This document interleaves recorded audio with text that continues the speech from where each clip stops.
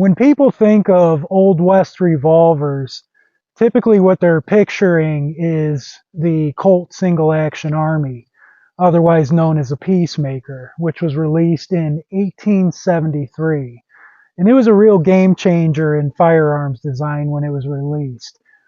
Everybody, military, law enforcement, cowboys and outdoorsmen, criminals, everybody adopted it. So it was popular and kept in production by Colt all the way up until 1941. Right before World War II, they stopped production. So as we got into the 1950s, the early part of the decade, all of the Western movies of the time featured that Peacemaker in it. So a young upstart firearm designer named Bill Ruger saw a potential market for a single action revolver like that. So in 1953, he released his first, it was a 22 rimfire single action revolver named the Single Six. And it sold really well. So he decided to produce a centerfire version of it. So in 1955, he released the Ruger Blackhawk, which was just the centerfire version of it. So it had a lot of differences from the original Colt. It wasn't a complete clone. For one, the original Colt had flat leaf springs, which Ruger saw as kind of a fault of that gun. So he decided to go with all coil springs, which were a bit more robust, along with just a bigger and beefier frame to it. So it was just stronger built, and also had adjustable sights to it, unlike the Colt, which had fixed sights. So it became real popular. But the real change where the Rugers veered off drastically from the Colt design was in 1973, exactly 100 years after the original release of that Single Action Army. The original Colt was designed such that the hammer would actually strike the firing pin in there to then fire off the round. The issue with that was that if you had this hammer set down on top of a loaded round, there was potential that if you struck it too hard or dropped it on the ground or something, that round could be discharged. So for safety reasons, what they would do instead, even though it had 6 chambers, they would only load 5 of them and then set the hammer down onto the empty chamber. But in 1973, Ruger made his Blackhawk such that it had a transfer bar mechanism. So I don't know if you'll be able to get it in here, but it's this metal piece here. So the thing is that this hammer never contacts the firing pin in there. It needs that transfer bar to exert the energy from the hammer to the firing pin. So that bar will only stay up when the trigger is held to the rear. You see I'm holding the trigger, it stays up. That will then allow it to go bang. But if you were to pull the trigger, lower the hammer, and you take your finger off of the trigger, that transfer bar will drop and will not allow it to go off. So what that effectively did was allowed all 6 chambers to be safely loaded up. So on the Colt, where you would have to put it in the half-cocked position, and then it doesn't even have a half-cocked position on this Ruger, and then you were allowed to open up the loading gate and load the rounds. On this one, you can leave it down safely, and when you open up the loading gate, it prevents the hammer from being cocked. So then that way you can safely load and unload. So I'm going to show that with these dummy rounds here. And I recommend these to everybody. Whatever firearm you got, they've got these available where they're just fake. You know, Some brands call them dummy rounds, snap caps, whatever, but they're really nice for you to practice loading and unloading your firearm and do it safely. So where the primer is, they got a little piece of rubber in there too. So if you do pull the trigger and your firing pin comes down, it's striking that rubber and keeping from doing any damage. So you just load one at a time. I can keep from dropping them. So like I said, these dummy rounds allow us to safely work with them. So once you have all 6 loaded, you just close the loading gate, and that allows you to then, you see the nice thing about a single action is it will not fire. This trigger is locked. Without the hammer being pulled back, it will not go off. So this is an extremely safe kind of firearm if that's something you're concerned with. It is only once you've pulled the hammer back, then it will allow it to fire. Each time you fire, it needs to be pulled back. So when you go to unload, it's the same thing. You can leave the hammer down on these Rugers. You just open up your loading gate, and then single actions have this extraction rod you push. Now this is going to come out much easier because a fired round, the case is going to expand, okay? As the bullet exits, the case is going to expand to the size of the chamber in there. But obviously, since we're not firing anything, as I spin this out, it's pretty much just going to fall right out of there. But you just spin each chamber, and of course I'm not doing it right here, but let's see, falling right out. But the nice thing about this design too, when you have this extraction rod, is that this can also be chambered for rimless semi-auto cartridges like 9mm or 45 ACP.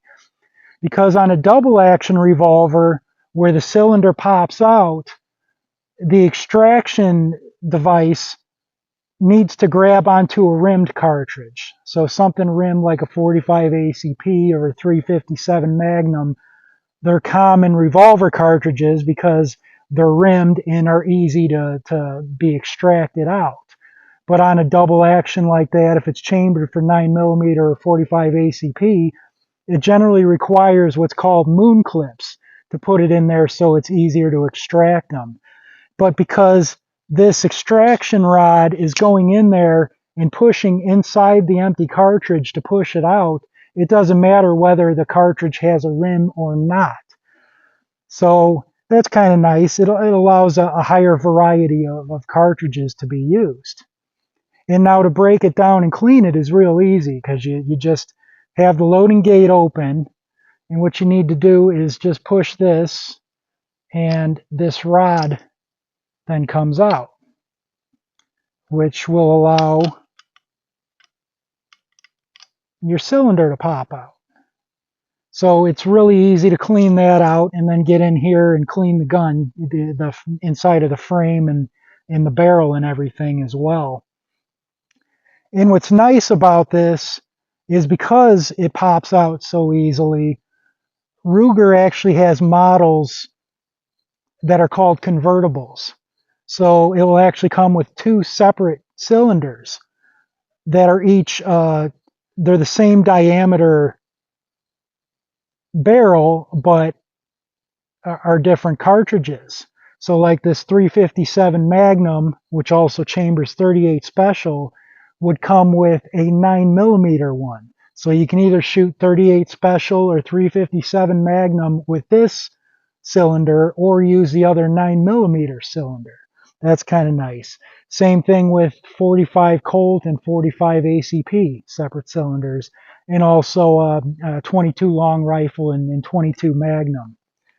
So that is a cool option, the convertibles like that.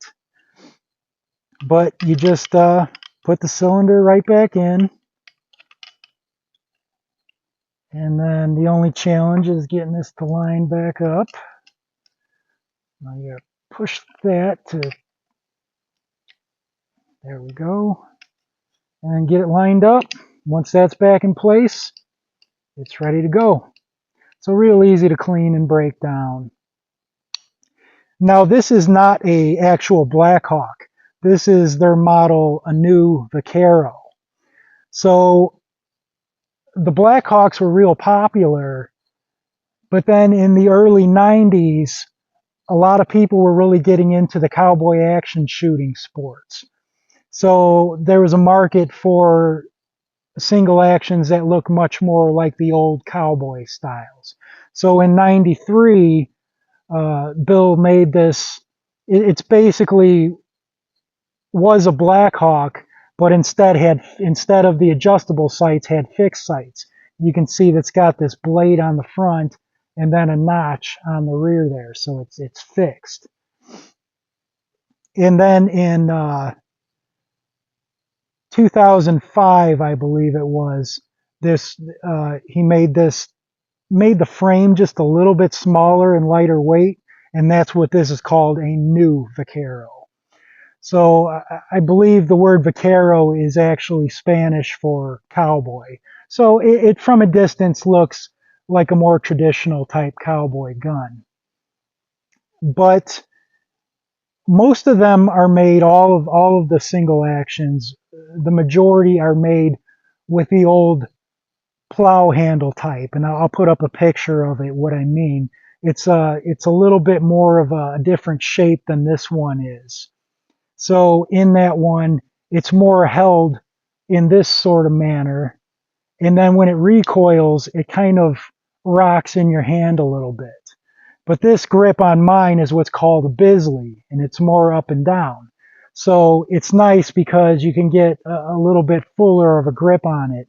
Like I have relatively small hands for a guy, but it fits great on there, much easier than the plow handle grip, which I don't care much for how that feels, but a lot of people do prefer that.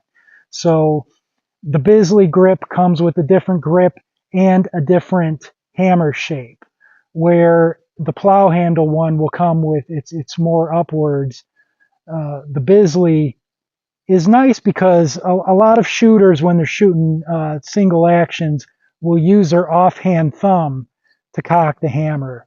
But because this hammer sits a little bit lower, I find it very easy to just one hand use my strong hand to do that. So to me, I prefer the Bisleys, but whatever you're into.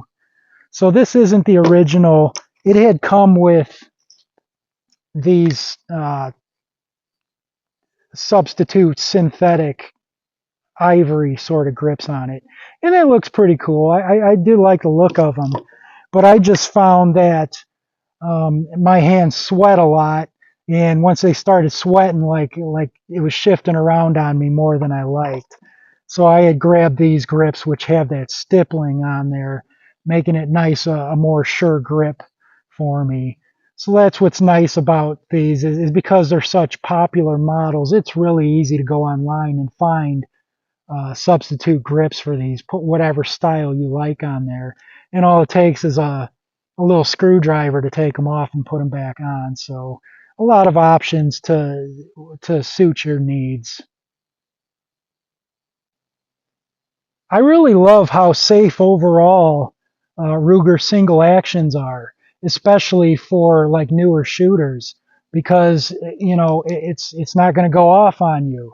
It's until you actively you know pull that hammer back, the trigger is not going to be able to be pulled. So if you ever are in a situation where let's say you've cocked the hammer, but you've now decided you do not want to fire, you want to safely bring the hammer back down. A lot of people do that with just single-handed like that. But the way I was taught in my training with it was whenever you're going to decock any revolver, you put your thumb in the way there to keep it from falling. That way you can get a good grip on the hammer, pull the trigger, and then, like I said, pull your finger off the trigger. That way it will allow that transfer bar to go down and out of the way. So by keeping your thumb there, you're not accidentally going to slip and your thumb let go and drop it. Then you can just slowly walk it down and make sure it drops safely. So like I said, if you do it single-handed, there's a possibility your thumb can slip off of there. So I do like the idea of putting your thumb there to block that from happening until you've gotten a sure grip and took your finger off of the trigger.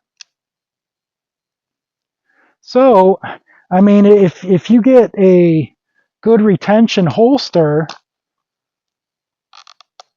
one like this, whether it's got a retaining strap or a thumb brake on it, whatever, I mean, that is about the safest carry in a handgun you can possibly find.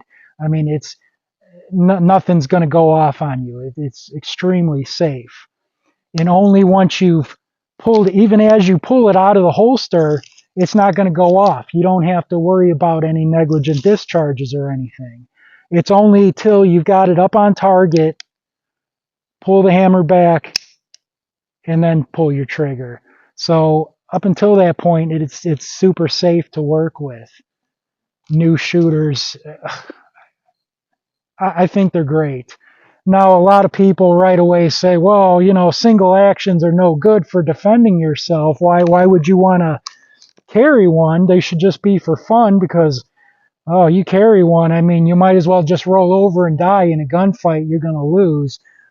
I don't understand why people look at it that way. I think a lot of guys like view it as in terms of mathematics. They'll say, okay, guy A has a handgun with 15 rounds that can be shot potentially faster, while guy B has only 6 rounds. Therefore, guy A wins. Well, that's not the way that violent encounters work. You know, if it was based on mathematics, then think of like a boxing match or a MMA fight. At the beginning, you know, it always compares the two fighters. It'll show their height, weight, reach, age, all that stuff. Well, if mathematics determine the outcome, we just look at those numbers and say, oh, this guy's the one that's going to win, and not even bother fighting. But that's not the way that aggressive situations happen. There's just way too many things that go into it. So if you happen to be somebody who likes revolvers, don't let anybody on the internet discourage you from carrying one. If that's what you like, go for it. You know, I have a lot of different options, but if I were reduced down to this being my only handgun, I would not feel undergunned whatsoever. I would still be able to defend myself with it very competently. And I actually find that's the case whenever I meet guys who are big revolver guys. You know, they don't carry a revolver because they've never heard of autoloaders before. It's typically they're carrying a revolver because they're very good with them. I remember one time me and a buddy of mine were out shooting. We had steel set up at 100 yards shooting rifle at it. And he got the idea, hey, let's shoot our carry handguns at it. So we were, bang, bang, bang. And of course, being that neither of us practiced with handguns at that distance, we were shot very poorly with it.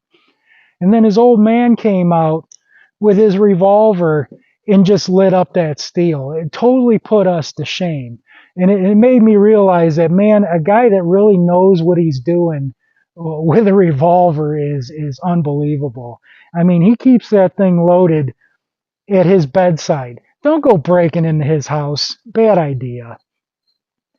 So, yeah, if you're looking for a more traditional sort of single action, you're probably going to want to go with the Colt because they are back in production. Colt does make them, even though they discontinued them in '41. They've been reintroduced since, and the new Colts are very nice. Or there's also clones that are made for much cheaper, like Uberti or Cimarron, I think those are real popular amongst single actions because they are noticeably less expensive than this Ruger. But again, they are less expensive for a reason. They're not built quite as strong. Whereas these Ruger single actions, man, they're just built like tanks. I'm not a big Ruger fanboy. Um, I do like Bill Ruger's designs. I think he passed away in around 2002, something like that. So any of the firearms that he had a hand in designing were really awesome.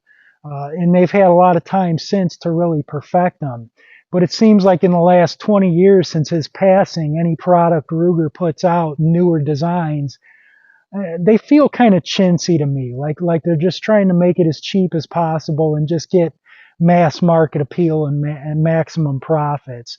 So as far as Rugers go, I like anything that was designed a long time ago by old man Bill. I think I bought this one when they were around $600 or $700, and now the newer single actions they're around the grand range. Yeah, I know that's a lot of money, but I mean everything's went up in price over that time, so it is what it is. But for my money personally, I'm willing to pay a little bit more for something that I know I can take into hell and back and is going to survive it. Uh, a lot of people buy single actions just because of the old west memorabilia kind of feeling. But to me, I look at things from more of a utilitarian prepper kind of perspective. And to me, if there's something, if I have to bet my life on a single action and know I can take it into any conditions and it's just going to keep working, I really like the Ruger single actions.